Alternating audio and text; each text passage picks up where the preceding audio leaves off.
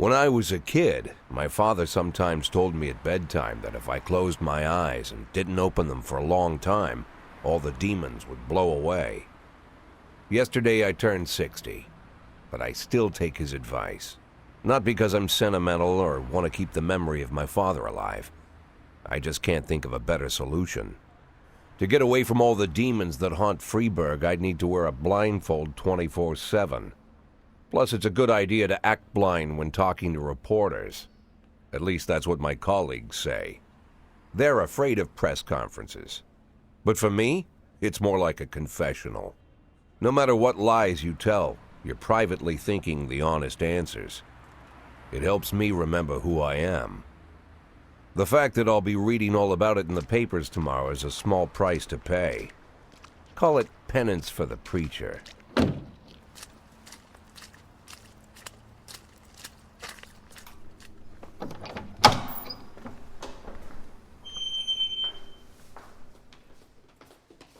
This is the first time I'm afraid of those answers my mind has given me. Not because I'm mad I'm losing my job. Though it's true, I'm mad as hell. Not because I subconsciously blame everyone else. Though I damn sure do blame them. And don't even ask me what my next move is. I can't imagine. But even that doesn't scare me. The worst thing is, I know I'm gonna have to do something. And I'll be damned if I know how far I'll go. I may have a lot of vices, but predictability isn't one of them.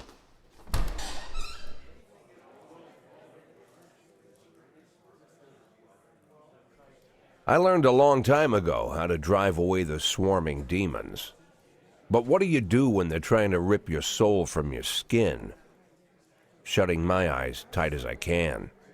The best solution remains the same: play blind. I just hope the reporters think I was blinded by the camera flash.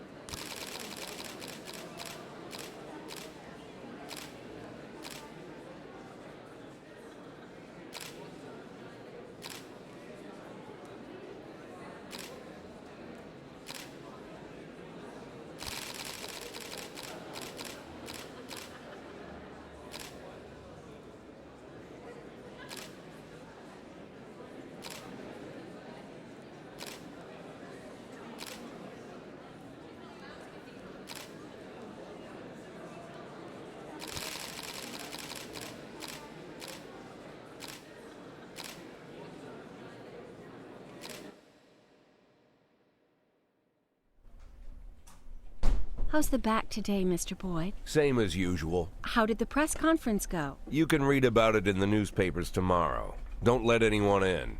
Even Mr. Kendrick? Especially Mr. Kendrick.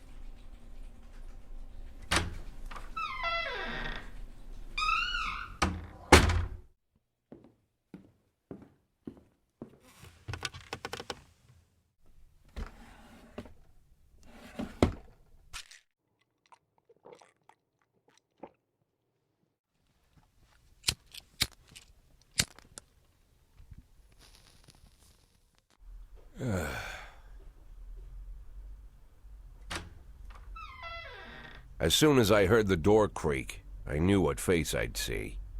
When I tell Emma not to let anyone in, there's only one man it could be. Rude, arrogant, no warning.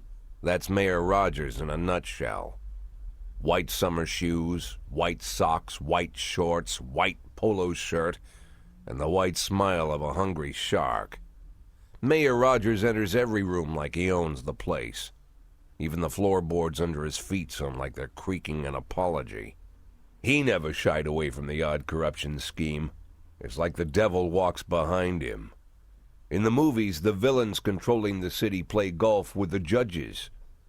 Rogers plays tennis with them instead. That's about the only difference. Jack, I was hoping to catch you after the press conference. You ran away so quick. There's no smoking at City Hall. No reason for me to hang around. Well, this morning I signed a ban on smoking in all public buildings. Soon you won't be able to smoke here either. Soon enough, I won't be here at all. That's what I wanted to talk to you about. The people of this city like you, Jack. The police chief of all people. Don't betray that, Jack. Don't get wrapped up in any schemes. Sit nice and quiet for the next 180 days, and you'll be remembered as a hero. That's the only thing that you still have left. Be the hero. Then how am I supposed to scrape together a retirement fund? You had a million chances to secure a luxury pension, one that even I would have envied, although I've never set aside any money for myself. I'm not planning to retire anytime soon.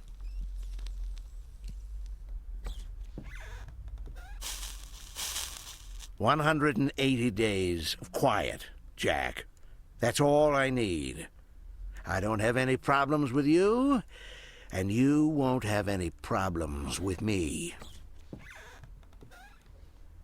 I have a new assistant, Troy Starr. If you have something to tell me, call him. But try not to bother him. He's a busy man."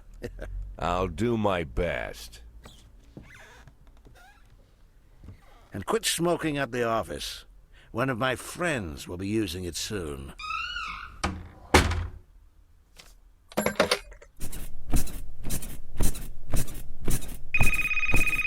Oh, I'm sorry, babe.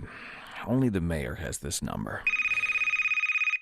Mr. Mayor? Yeah, is this Troy Starr? Yes? Go fuck yourself, Troy Starr.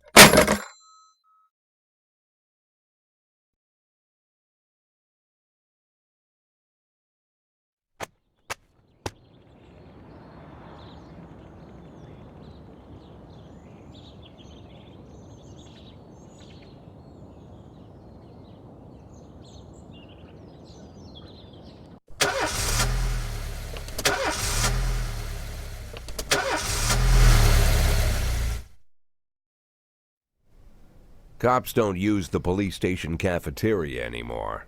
There's some kind of stigma against sitting shoulder to shoulder with your partners. Everybody just takes snacks from the machines or grabs a meal and hammers it down in the corner like a vulture on a corpse. The main thing? Don't look into anyone's eyes. Could be construed as an invitation to sit together.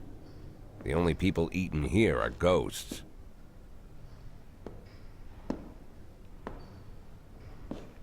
My deputy, Francis Kendrick. He recently became one of those ghosts. The subject of one of the most devastating corruption scandals in the history of Freiburg. No evidence to support the accusations, but everyone knows Kendrick's days are numbered. I need that file I asked for. Needs to be ready tonight. Francis didn't say anything, but I understood. Ghosts aren't supposed to talk. Besides, I got a feeling he was already finished.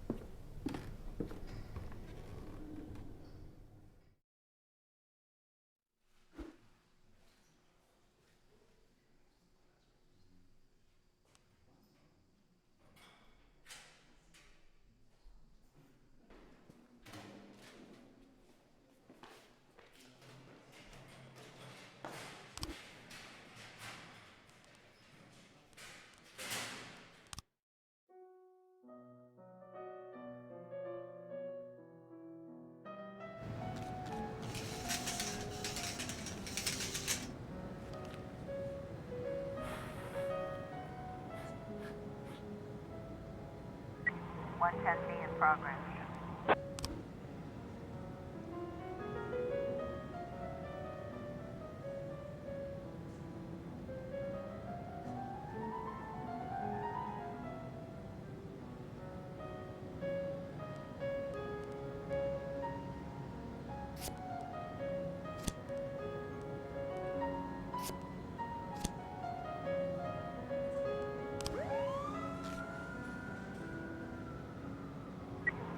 A in progress.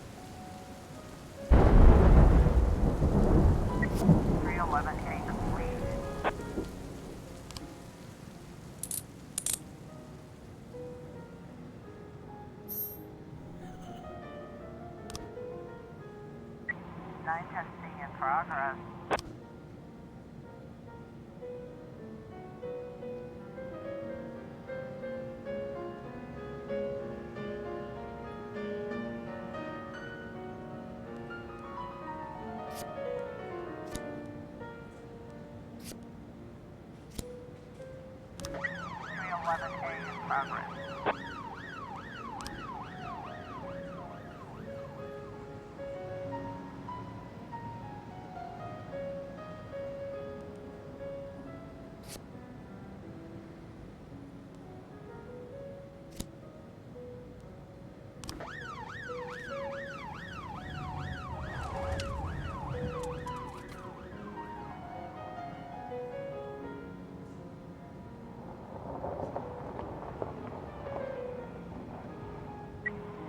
A in progress.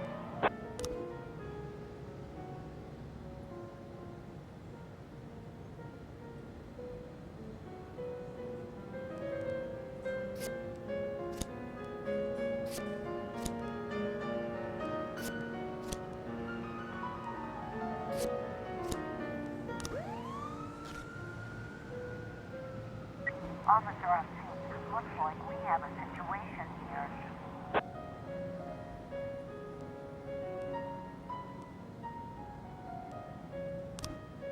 A complete.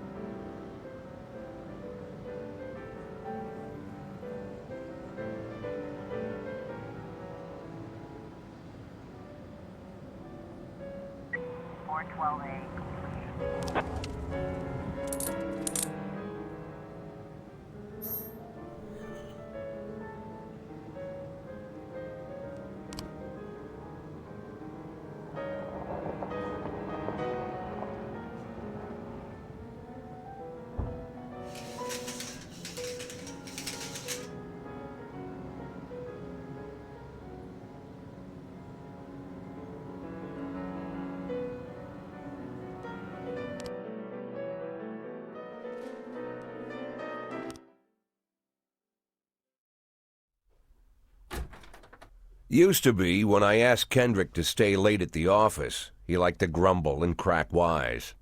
Nowadays, he doesn't have the strength for it. Slumped shoulders, blank stare, wrinkled skin. The past few weeks, I don't hardly recognize my old friend. In his younger years, he reminded me of a gallant royal officer in an old Kipling story. Kendrick isn't just crumbling under the weight of the public pressure, but from the shame of it all. Internal Affairs raided the library he inherited from his grandfather, hoping they'd find buckets of cash stashed in the pages. Heard about the look on his face, the fearless policeman standing helpless in horror. I've known Francis for 30 years. The past 20 years he's played loose with the law. And I know that at a certain point every stolen dollar brings more misery than anything else. Probably sounds crazy, but I sympathize with the guy. What can I do? Your friends are your friends, and these are the waters we swim in. Called all of the people on that list today. Now they know you're in business, so you could get a call from any of them. You don't need to worry about any of them. I've cleared them all. And what kind of business are we talking here? It's nothing too serious, just like you asked. Should be just a few small favors. Payments will vary depending on the situation and who you're dealing with. How much are you looking to earn? $500,000. $500,000? Why not a whole million? Because everybody wants to take $1 million. Figured I'd try something different. $500,000 in 180 days? Well, you could earn it all above board if you netted all the big fish and hit all your bonuses. Never knew you for a fisherman. Well, you never got into my business, and I'm not trying to get into yours. But be careful about bringing in any other cops. Sooner or later, they'll put the finger on you. And one more thing, Jack. I remember what you said, but I should probably add one more name to that list. Christopher Sand. Sand. Christopher G. Sand. Everyone knows the name, but few could tell you who he is. The old man stays away from the spotlight. Always wears old-fashioned jeans and knitted sweaters. Gives to charity. Rarely attends social events. An avid hunter, I hear. Even dabbles in poetry. You'd never guess he's the head of the oldest and most powerful gang in the city. Goes back as far as his great-grandfather. And Sand is strict about following the old rules. He rarely involves himself in commonplace murders and robberies. Hardly needs to intimidate anyone to get his point across. The people who work for him each have their sphere. They provide protection where needed, even work with the authorities when they want to make a deal. Meanwhile, Sand pulls the strings without getting his hands dirty. People sometimes mistake his quiet approach. A couple years ago, an arms dealer decided to expand its business without asking permission, and his whole family paid the price.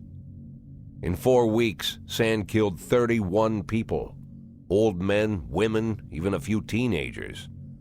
And Sand's people made sure every paper reported it.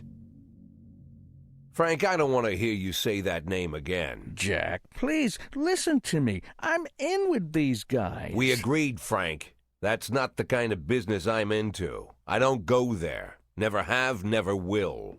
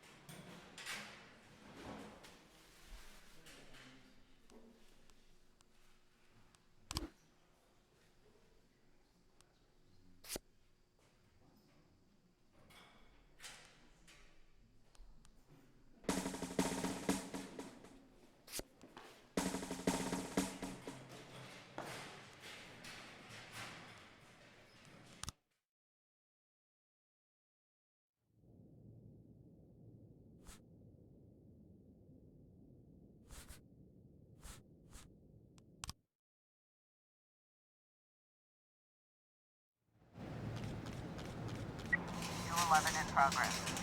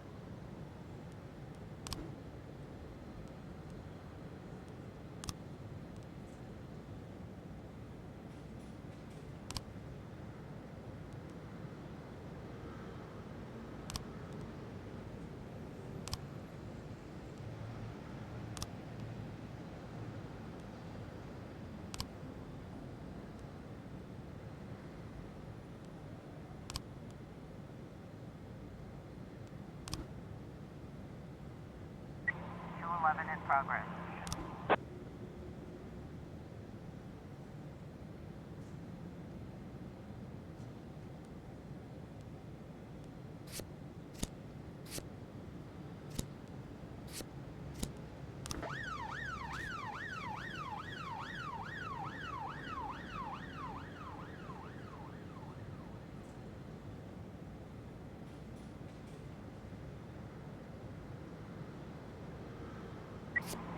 Complete.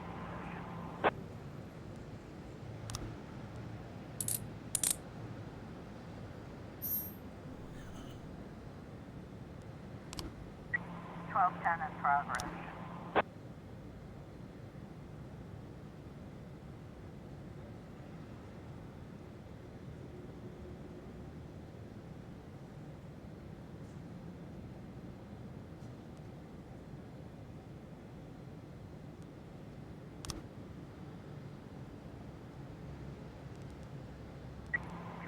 Complete.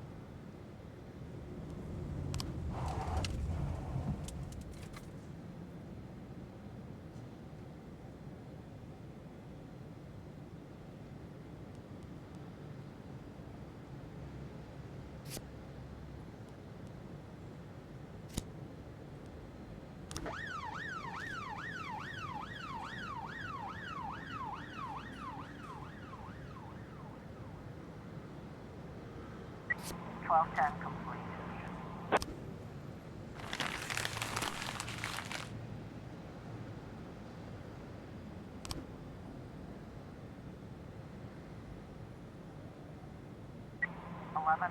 B in progress.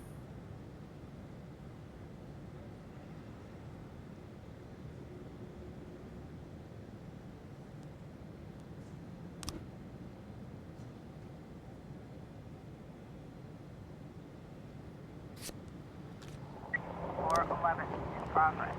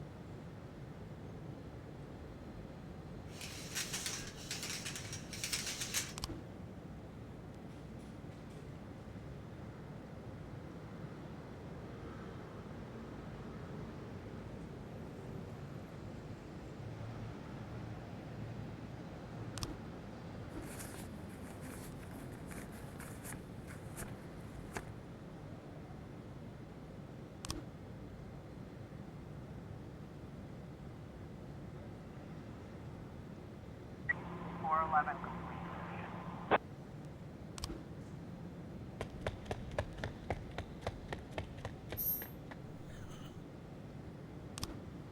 We've got a situation here.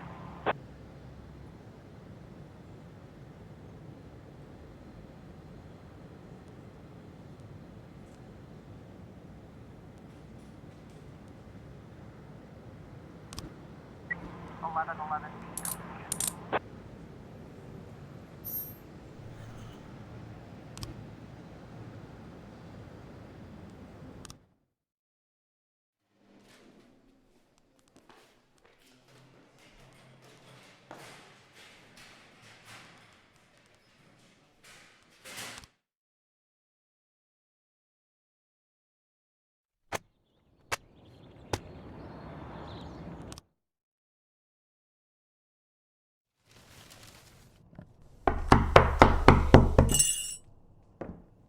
Whenever I'm alone at home and there's a knock at the door, I always hope it'll be my wife, Laura.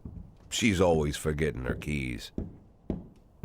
Hello, my name is Steve, and you're Jack Boyd, is that right? To get to my front door, the Bible boys walked about a mile from the local bus stop, jumping over mud puddles and skirting a couple of landfills. Laura doesn't go in for religion either, but according to her, these brave lunatics with their fake smiles deserve at least a minute of attention. She patiently listens to them, asks them questions, regales them with pastries, and never once dropping a hint of condescension. When I watch her do it, I've got to admit it gets me. I'd have hugged those boys, sat with them on the porch, and lit up a cigar. But a month after Laura left, all I could do was quietly ask them not to bother me.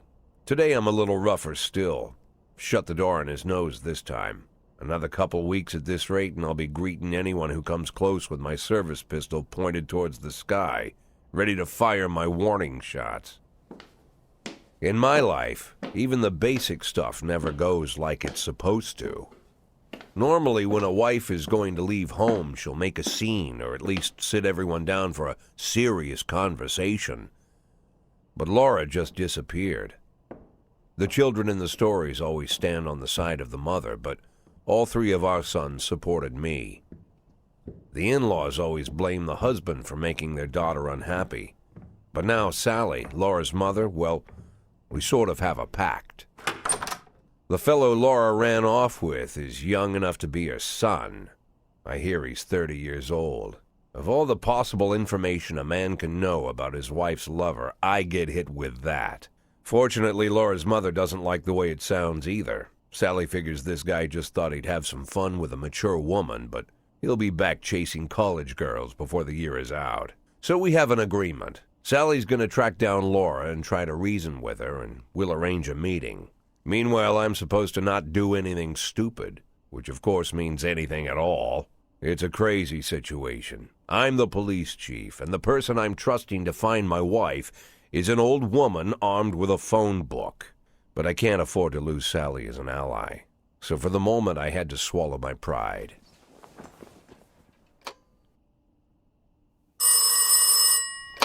Hello. Mrs. Markham, this is Boyd. Oh, is there any news? That's what I wanted to ask you. Have you found anything? An address, phone number? Have you spoken to her? Don't worry, Jack. I've narrowed the range to 2 suspects, or whatever you like to say at your police building. At my police building, we find people faster than a funny old woman chirping on the phone with my wife's girlfriends. Oh, you're an old man, Jack. Come to your senses. They'd give us straight odds on the street. But I've got more energy, Jack. Maybe you think I'm a foolish old woman, but I go to my book club, argue with the girls about Byron, and it gives me energy.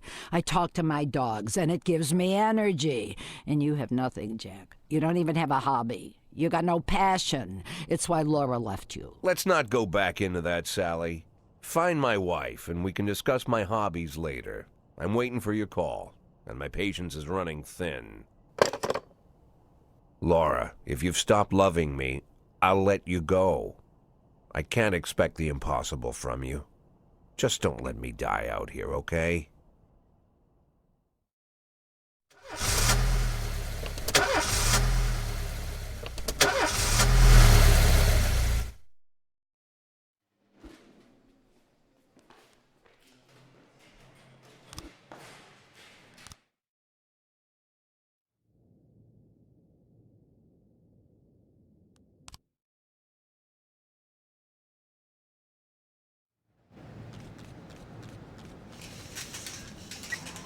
12 in progress.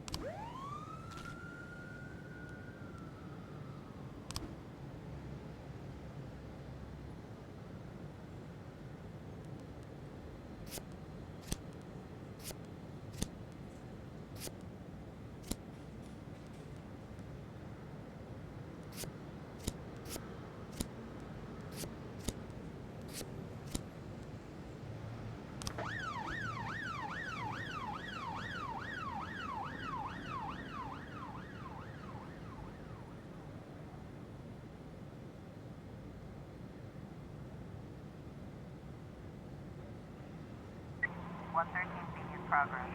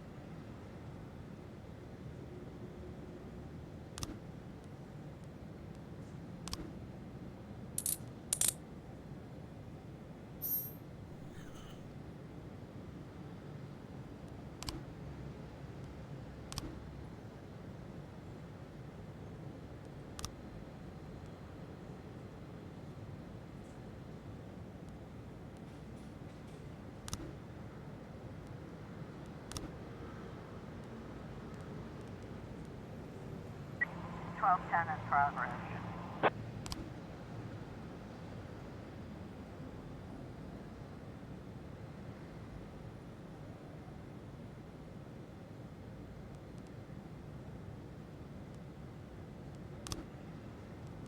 Looks like we have a situation here.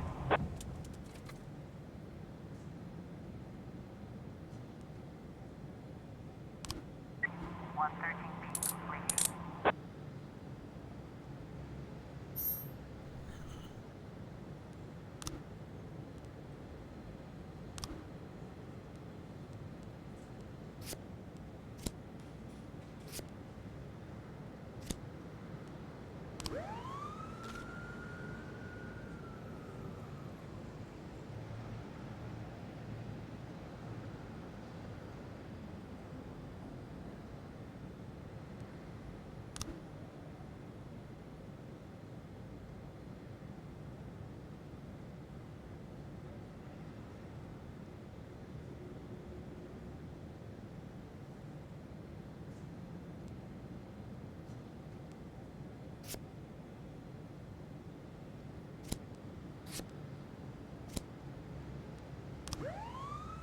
Twelve ten complete.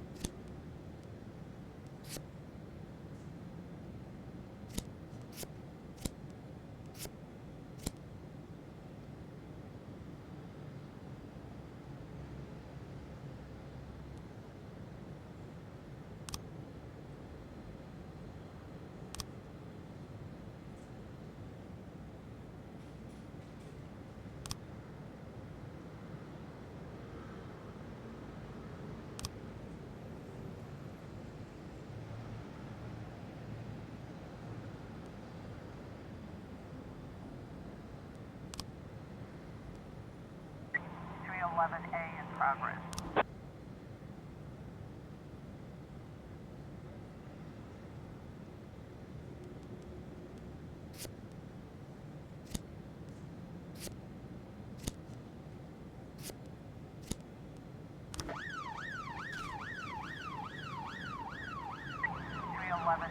Progress.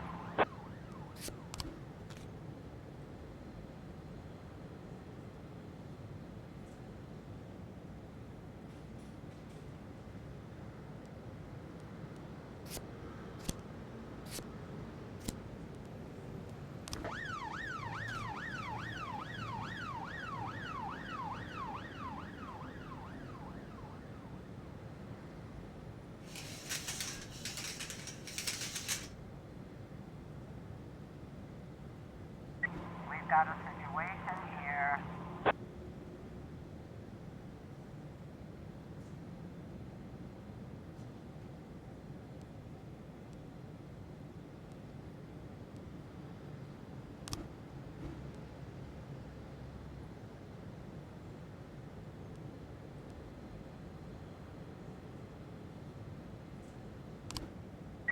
.311A complete.